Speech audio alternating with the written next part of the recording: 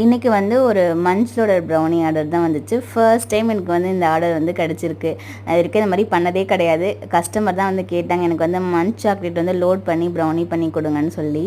So அவங்க கேட்ட மாதிரியே வந்து சூப்பராக மன்ச் சாக்லேட்லாம் வாங்கிட்டு வந்து குட்டி குட்டியாக கட் பண்ணி ஒன் சைடு ஃபுல்லாக லோட் பண்ணிட்டேன். என்ன இவன் மன்ச் சாக்லேட்னு சொல்லிட்டு ஒன் சைடு மட்டும் லோட் பண்ணியிருக்கான்னு பார்க்காதீங்க. இது வந்து 1/2 kg.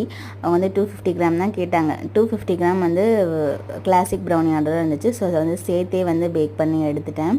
அது பேக் ஆகி வந்ததுக்கப்புறம் பார்க்கணுமே, ஐயோப்பா அவ்வளோ சூப்பராக அழகாக இருந்துச்சு. அந்த க்ரிங்கிள் டாப்பு அந்த சாக்லேட் வந்து நல்லா பேக் ஆகி ஒரு மாதிரி அழகாக கலர் சேஞ்ச் ஆகிருந்துச்சு. அப்படியே ரொம்ப கிறிஸ்பியாக இருந்த மாதிரி இருந்துச்சு.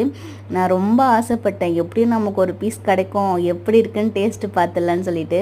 பட் வந்து கரெக்டாக 8 பீஸ் தான் வந்துச்சு. ஒரு 270 கிராம் கிட்டே வந்துச்சு. அதை அப்படியே கஸ்டமருக்கு வந்து கொடுத்து விட்டுட்டேன்.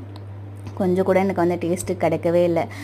ரொம்ப ஆசையாக இருந்து ஏமாந்து போயிட்டேன். சரி, இன்னொரு தடவை இதே மாதிரி ஆர்டர் வந்தால் எக்ஸ்ட்ராவாக சேர்த்து செஞ்சு நம்மளும் சாப்பிட்டு பார்க்கலாம், குழந்தைக்கும் கொடுக்கலான்னு நினச்சேன்.